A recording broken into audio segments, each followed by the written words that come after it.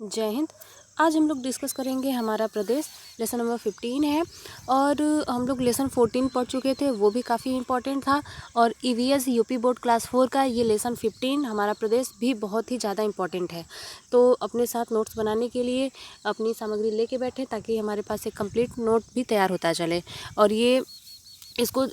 इस वीडियो को हम लोग बार में, इस चैप्टर को 2 वीडियो में हम लोग कंप्लीट करेंगे, क्योंकि ये चैप्टर काफ़ी लंबा जाने वाला है। और एग्ज़ाम की दृष्टि से, चाहे वो कोई भी एग्ज़ाम हो, यूपीएससी हो, यूपीएसआई हो, पेट हो, या फिर कोई भी कम्पिटिटिव एग्ज़ाम हो जिसमें कि जीएस पूछ रहा हो, तो उसके लिए ये बहुत ही ज़्यादा इम्पॉर्टेंट है। तो यहाँ पे हम लोग तैयार करते हैं इसको और देखते हैं कि क्या कुछ खास है हमारे लिए, और यहाँ से नोट्स भी तैयार करते चलेंगे।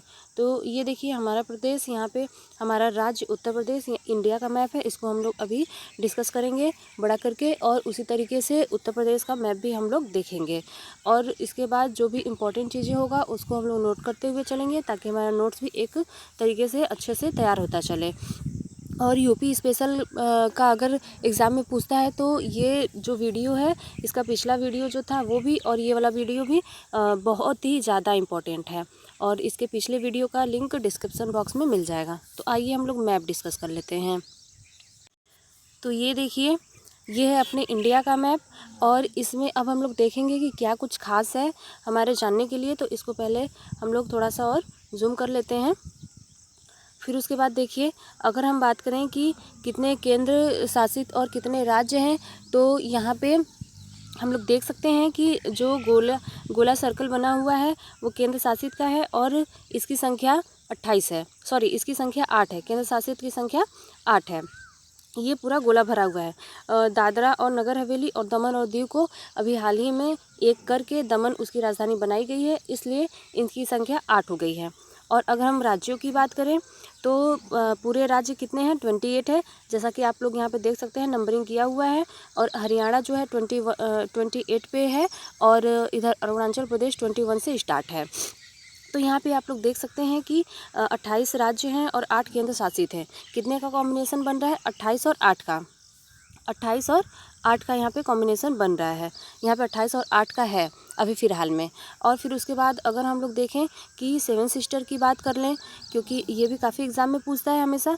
तो ये देखिए, यहाँ से जितने हैं, ये 7 राज्य हैं जो 7 सिस्टर का बनते हैं। ठीक है, तो इसमें देखिए, जैसे अरुणाचल प्रदेश हो गया, नागालैंड, मणिपुर, मिज़ोरम, त्रिपुरा, मेघालय और असम, ये जो हैं ये 7 सिस्टर हैं। और इसमें अगर सिक्किम की बात करें तो ये इसमें नहीं होता है, क्योंकि सिक्किम यहाँ पे है ना, तो थोड़ा सा अलग हो जाता है। और ये जो 7 सिस्टर हैं, इनकी कल्चर एक होती है, और काफ़ी कुछ मिलता जुलता है, वेशभूषा काफ़ी कुछ मिलता है, इसलिए इनको 7 सिस्टर भी कहा जाता है।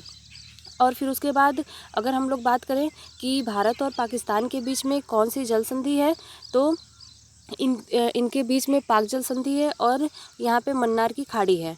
ठीक है, तो इतनी बातें आप लोग को पता हो गया। फिर उसके बाद हम लोग देखेंगे अपना यूपी। उत्तर प्रदेश का यहाँ पे देख रहे हैं, तो इसमें यूपी हम लोग देखेंगे। तो अभी हम लोग यूपी का मैप बड़ा करके देखेंगे और डिस्कस करेंगे कि क्या कुछ खास है। वैसे यहाँ पे हम लोग देख सकते हैं कि उत्तर प्रदेश का जो मैप है वो नेपाल एक देश है, उसकी सीमा से टच हो रहा है। तो अभी हम लोग यूपी का मैप देख लेते हैं, उसके बाद फिर देखेंगे कि बुक में क्या पढ़ने के लिए और ख़ास दिया हुआ है। तो ये देखिए, ये यूपी का मैप है, और यहाँ पे देख लेंगे हम लोग उत्तर प्रदेश में पूरे 75 जनपद हैं, ज़िले हैं 75। और फिर उसके बाद यहाँ पे हम लोग देख लेंगे कि उत्तर प्रदेश की सीमा किस किस राज्य से और किस देश से लग रही है। तो यहाँ पे देखिए, उत्तर प्रदेश की सीमा एक तो नेपाल देश से लग रही है, ठीक है ना, देश से लग रही है। और फिर उसके बाद अगर हम बात करें कि किस किस राज्य से लग रही है, तो यहाँ पे देख सकते हैं कि उत्तर में हिमाचल प्रदेश और उत्तराखंड से लग रही है उत्तर प्रदेश की सीमा। फिर उसके बाद अगर बात करें कि पूर्व में पश्चिम में, ऐसे हमारा होता है ईस्ट वेस्ट नॉर्थ साउथ। तो यहाँ पे देखेंगे हम लोग कि यहाँ पे नॉर्थ में लग रहा है उत्तराखंड और हिमाचल प्रदेश से, वेस्ट में लग रहा है हरियाणा, दिल्ली और राजस्थान से।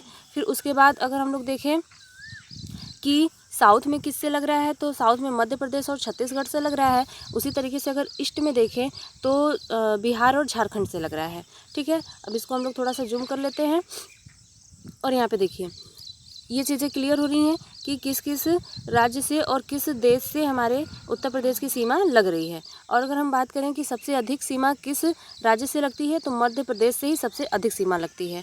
और अगर हम बात करें कि उत्तर प्रदेश की सीमा किस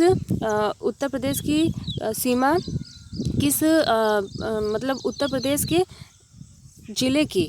प्रदेश के किस ज़िले की सीमा मध्य प्रदेश से सबसे अधिक लगती है, तो यहाँ पे हम लोग देख सकते हैं क्या कि सोनभद्र।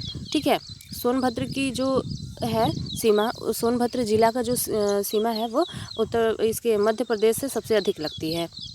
तो ये चीज़ें हो गई। फिर उसके बाद हम लोग देखेंगे अभी कि उत्तर प्रदेश का कौन सा पूर्वी ज़िला है, कौन सा सबसे पश्चिमी ज़िला है, ये सब हम लोग अभी क्लियर करेंगे। तो यहाँ पे देखिए, आप लोग इस सभी चीज़ों का नोट ज़रूर बनाते चलें ताकि हम लोग के पास क्लियर नोट्स भी तैयार हो जाए। ये बहुत ही इंपॉर्टेंट वीडियो है। किसी भी एग्ज़ाम में, यूपी स्पेशल का जो एग्ज़ाम है उसमें अक्सर इस टाइप के क्वेश्चन पूछते रहते हैं। और हम लोग को यूपी स्पेशल के लिए कोई अलग से यूट्यूब या कोई अलग से बुक नहीं पढ़ना है, बल्कि अपना यूपी का ही बुक पढ़ना है, जिससे कि हम लोग यहाँ से सारा चीज़ क्लियर कर लेंगे। तो यहाँ पर देखिए, अगर हम बात करें कि उत्तर प्रदेश का सबसे पूर्वी ज़िला, तो यहाँ पे मैंने इंडिकेट कर दिया है ईस्ट वेस्ट नॉर्थ साउथ का, तो यहाँ से हम लोग को देखने में बहुत आसानी होगी और नोट भी हम लोग कर लेंगे। तो उत्तर प्रदेश का सबसे पूर्वी ज़िला जो है वो बलिया है। यहाँ पे देख सकते हैं बिहार की सीमा से टच हो रहा है। ठीक है, और अगर बात करें कि उत्तर प्रदेश का सबसे दक्षिणी ज़िला कौन सा है, तो यहाँ पे देखिए सोनभद्र है सबसे दक्षिणी ज़िला, जो मध्य प्रदेश की सीमा से टच हो रहा है। यहाँ पे ललितपुर भी है, लेकिन ये सबसे दक्षिणी नहीं है, सोनभद्र है। ठीक है, फिर उसके बाद अगर हम लोग देखें कि उत्तर प्रदेश का सबसे उत्तरी ज़िला कौन सा है, तो सहारनपुर है। उत्तर प्रदेश का सबसे उत्तरी ज़िला सहारनपुर है, जबकि सबसे पश्चिमी ज़िला शामली है। तो यहाँ पे देख रहे हैं और इसको नोट भी करते चलिए। और बुक में अभी हम लोग देखेंगे कि किस तरीके से इस पर क्वेश्चन भी पूछा हुआ है। तो आइए, अब हम लोग पूरा मैप तो देख ही लिए अच्छे से। और इसमें देखिए उत्तर प्रदेश का जो उत्तर प्रदेश का जो ज़िला, जो सबसे बड़ा ज़िला है वो लखीमपुर खीरी है। लखीमपुर खीरी देखिए यहाँ पे है, सबसे बड़ा ज़िला है उत्तर प्रदेश का। और अगर जनसंख्या की बात करें तो सबसे अधिक जनसंख्या प्रयागराज में है। यहाँ पे देखिए सबसे अधिक जनसंख्या प्रयागराज में है। ठीक है, तो ये चीज़ें भी नोट कर लीजिएगा। अब हम लोग देखते हैं कि बुक में क्या कुछ खास है। तो यहाँ पे हम लोग देख लिए कि हाँ, हमारा यूपी का मैप कैसा है और इंडिया का मैप कैसा है।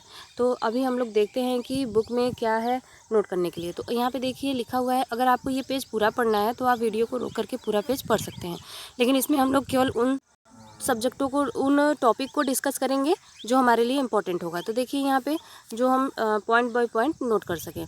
तो यहाँ पे देखिए एक लिखा हुआ है कि इसके उत्तर में, यानी उत्तर प्रदेश के उत्तर में कौन सा एक पड़ोसी देश है, तो नेपाल है। जैसा कि हम लोग अभी देख लिए मैप में, नेपाल है। और फिर उसके बाद और राज्यों के नाम भी देख लीजिए यहाँ पे, ये हमारा पहला पॉइंट हो गया था। और मैप से जितने भी बातें बताई गई थी वो तो सारा इम्पोर्टेंट है ही, प्लस यहाँ पे भी हम लोग देखेंगे कि क्या क्या इम्पोर्टेंट है। तो देखिए, और फिर उसके बाद उत्तर प्रदेश के पड़ोसी राज्यों को देखते हैं अब हम लोग। तो यहाँ पे दिया हुआ है उत्तर में उत्तराखंड और हिमाचल प्रदेश है। उत्तर प्रदेश के उत्तर में उत्तराखंड और हिमाचल प्रदेश है। और इसी तरीके से अगर दक्षिण की बात की जाए तो इसी तरीके से अगर पश्चिम की बात की जाए और इसी तरीके से अगर पूरब की बात की जाए तो क्या होगा। तो यहाँ पे देखिए उत्तर में तो उत्तराखंड और हिमाचल प्रदेश हो गया। फिर पश्चिम में तो अभी हम लोग देखे थे क्या कि पश्चिम में कौन कौन सा था, हरियाणा था, दिल्ली था और राजस्थान था। क्या था, हरियाणा था, दिल्ली था और राजस्थान था। तो ये हो गया पश्चिम में। और अगर दक्षिण की बात की जाए तो क्या था, मध्य प्रदेश और छत्तीसगढ़ था। दक्षिण में क्या था, मध्य प्रदेश और छत्तीसगढ़ था। और इसी तरीके से अगर पूरब की बात की जाए तो पूरब में झारखंड और बिहार था। इतनी बातें क्लियर हो गई, पूरब में झारखंड और बिहार था। ठीक है, तो अब हम लोग आगे देखते हैं कि जिस स्थान से किसी राज्य की शासन व्यवस्था का संचालन किया जाता है उस स्थान को उस राज्य की राजधानी कहते हैं। और जैसा कि हम सभी को पता है कि उत्तर प्रदेश की राजधानी कहाँ है, लखनऊ है। ठीक है, फिर उसके बाद देखिए यहाँ पे कि उत्तर प्रदेश भारत का एक बड़ा राज्य है। ठीक है ना, और इसमें क्या है, वर्तमान में इसमें 75 जनपद हैं, यानी 75 ज़िले हैं। ठीक है ना, और फिर उसके बाद यहाँ पे दिया हुआ है कि हमारे जो मुख्यमंत्री हैं वो यहीं लखनऊ में रहते हैं, ये सब सारी बातें। फिर उसके बाद देखिए यहाँ पे लिखा हुआ है, ये चीज़ अपने माइंड में रखिएगा बहुत लिखना नहीं है इसको, बस ध्यान से समझना है क्या कि प्रमुख ये अपने राज्य के जो यूपी है उसके प्रमुख शहर में क्या क्या है। तो आगरा है, कानपुर है, लखनऊ है, इलाहाबाद है, वाराणसी, गोरखपुर, ये सब ऐतिहासिक भी हैं, दर्शनीय भी हैं और धार्मिक, सांस्कृतिक, औद्योगिक, शिक्षा के क्षेत्र में किसी न किसी रूप से ये प्रसिद्ध है। ये सब जो ज़िले हैं हमारे यूपी के, ठीक है ना। तो इसको अपने माइंड में रखिए। फिर उसके बाद यहाँ पे दिया हुआ है कि उत्तर प्रदेश की बनावट के आधार पर उसे कितने भागों में बांटा गया है। उत्तर प्रदेश का बनावट जैसे कि उसकी बनावट कहीं पे ऊंची है भूमि तो कहीं पे नीची भूमि है, कहीं समतल भी है, तो इस हिसाब से उत्तर प्रदेश को कितने भागों में बांटा गया है। तो यहाँ पे हम लोग देख सकते हैं ये कि उत्तर प्रदेश को 3 भागों में बांटा गया है। यहाँ पे लिखा हुआ है उत्तर प्रदेश को 3 भागों में बांटा गया है। अब देखते हैं हम लोग कि कौन कौन से वो 3 भाग हैं। तो यहाँ पे देखिए लिखा हुआ है कौन कौन सा, भाबर एवं तराई, फिर गंगा यमुना का मैदान और दक्षिण का पठार, ठीक है। तो ये प्राकृतिक भागों में, ये 3 प्राकृतिक भागों में बांटा गया है किसको, उत्तर प्रदेश को। तो यहाँ पे अब हम लोग एक एक करके डिस्कस करेंगे कि भाबर एवं तराई का मैदान क्या है, गंगा यमुना का मैदान क्या है, दक्षिण का पठार क्या है, ये सब हम लोग एक एक करके डिस्कस करेंगे, ठीक है। तो देखेंगे कि भाबर एवं तराई का मैदान, तो इसमें देखिए दिया हुआ है हिमालय के पर्वतीय भाग। ये सब पॉइंट बाय पॉइंट नोट करते जाइए ताकि हमारा एक नोट्स भी कंप्लीट तैयार होता जाए। और वीडियो को अगर पेज को पूरा पढ़ना है तो वीडियो को रोक करके पढ़ सकते हैं। हम लोग केवल इंपॉर्टेंट चीज़ों को देखते हैं यहाँ पे। तो हिमालय के पर्वतीय भाग के दक्षिण में, यहाँ पे देखिए लिखा हुआ है क्या कि हिमालय के पर्वतीय भाग के दक्षिण में, ठीक है ना, और मैदानी भाग के उत्तर में। जैसा कि हम लोग को ईस्ट वेस्ट नॉर्थ साउथ तो पता ही है, तो हिमालय यहाँ पे है तो इसके दक्षिण में, और मैदानी भाग ये है तो इसके उत्तर में क्या है कि भाबर एवं तराई का क्षेत्र है। और इससे निकलने वाली जो नदियाँ हैं, हिमालय से नीचे उतरने वाली नदियाँ, तो ये नदियों को जरूर लिख लीजिए क्या क्या है, गंगा, यमुना, रामगंगा, घाघरा आदि का बहाव इस भाग में आकर धीमा हो जाता है, ठीक है। और फिर उसके बाद जब नदियाँ पहाड़ से आ रही हैं तो अपने साथ क्या लाएंगी, रोड़े, पत्थर और मोटे कड़ वाले मिट्टी, ये सब अपने साथ लेके आएंगी। तो क्या होता है कि इन सभी चीज़ों का एक जगह थोड़ा थोड़ा जमाव होने लगता है। तो जहाँ पे रोड़े पत्थर का जमाव होता है वहाँ पे भाबर कहलाता है, ठीक है ना। तो जहाँ पे रोड़े पत्थर का जमा होगा, देखिए अब हम लोग लिख सकते हैं अगला पॉइंट करके कि भाबर, तो लिख सकते हैं कि रोड़े पत्थर और मोटे कड़ों से बनी मिट्टी का यह भाग होता है, भाबर जो होता है। और इसी तरीके से अगर हम लोग तराई की बात करें तो तराई जो होता है वो भाबर से नीचे होता है और यहाँ पे रोड़े पत्थर नहीं पाए जाते हैं। और इन क्षेत्रों में ज़मीन के थोड़ी ही नीचे पर पानी निकल जाती है। और किन क्षेत्रों में, तो तराई के क्षेत्रों में। और यहाँ की हवा में नमी रहती है और इन क्षेत्रों का विस्तार जो है वो यहाँ पे बताया गया है। तो हमारे पास 2 पॉइंट हो गया, भाबर और तराई का। और भाबर भी पता हो गया कि जिसमें रोड़े पत्थर होते हैं। और फिर उसके बाद अगर तराई की बात करें तो इसमें रोड़े पत्थर नहीं पाए जाते हैं और पानी भी बहुत आसानी से निकल जाता है और हवा में नमी होती है। और इन क्षेत्रों का जो विस्तार है वो कहाँ से है, तो यहाँ पे देखिए इसको ज़रूर नोट करते जाइए क्योंकि ये सारा का सारा हमारा बहुत ही ज़्यादा इम्पॉर्टेंट है। तो यहाँ पे देखिए यह क्षेत्र सहारनपुर जनपद से कुशीनगर जनपद तक एक पतली पट्टी के रूप में फैला है। तो ये इम्पॉर्टेंट हो गया। और अगला पॉइंट देखिए ये इम्पॉर्टेंट हो गया कि उत्तर प्रदेश का एकमात्र राष्ट्रीय उद्यान जो है वो दुधवा राष्ट्रीय उद्यान है। कहाँ पे है वो, लखीमपुर खीरी में है। दुधवा राष्ट्रीय उद्यान लखीमपुर खीरी में है, ये इंपॉर्टेंट है। तो इसको ज़रूर नोट कीजिए। ये अक्सर ही एग्जामों में पूछा जाता है, चाहे वो यूपी स्पेशल की हो या फिर पूरे इंडिया लेवल का हो। जीके जीएस अगर कहीं पूछ रहा है तो ये उद्यान वगैरह तो पूछते ही हैं हर जगह, तो इसको ज़रूर नोट कर लीजिए। और फिर उसके बाद देखिए यहाँ पे दिया हुआ है इस क्षेत्र में वर्षा अधिक होती है, इस कारण यहाँ पे घने वन पाए जाते हैं। फिर उसके बाद वनों में कौन कौन से वृक्ष पाए जाते हैं, तो इसको ज़रूर नोट कीजिए। शीशम है, साल है, साखू है, खैर, सागौन, गुलर, महुआ, सेमर, रोजवुड आदि वृक्ष पाए जाते हैं। और कहीं कहीं पे बांस और बेंत की झाड़ियाँ भी पाई जाती हैं, तो ये इंपॉर्टेंट हो गया। और फिर उसके बाद ऊंची ऊंची घास भी यहाँ पे उगती हैं। और यहाँ के अगर जानवरों की बात की जाए तो हाथी, बाघ, तेंदुआ, हिरन, नीलगाय, जंगली सुअर आदि जानवर पाए जाते हैं। तो यहाँ से हम लोग भाबर एवं तराई के क्षेत्र से इतनी सारी चीज़ें हम लोग नोट कर लिए। अब इसके आगे जो गंगा यमुना का मैदान है इसको अब हम लोग अगले वीडियो में समझेंगे और देख लेते हैं कि जितना हम लोग पढ़े हैं उसमें से क्या कुछ क्वेश्चन बन सकता है। तो आइए हम लोग क्वेश्चन करते हैं। पहला क्वेश्चन है, उत्तर प्रदेश की सीमा किस देश से लगती है? Option A Bangladesh, option B चीन, option C Nepal, option D Bhutan. वह राइट आंसर होगा ऑप्शन सी नेपाल। अभी हम लोग मैप में देखे भी थे। अगला क्वेश्चन है, भारत के राज्य और केंद्र शासित राज्यों की संख्या कितनी है? Option A 28 8, option B 28 9, option C 29 8, option D 29 9। यानी कि 28 राज्य और 8 केंद्र शासित। तो हमारा राइट आंसर होगा ऑप्शन ए 28 8।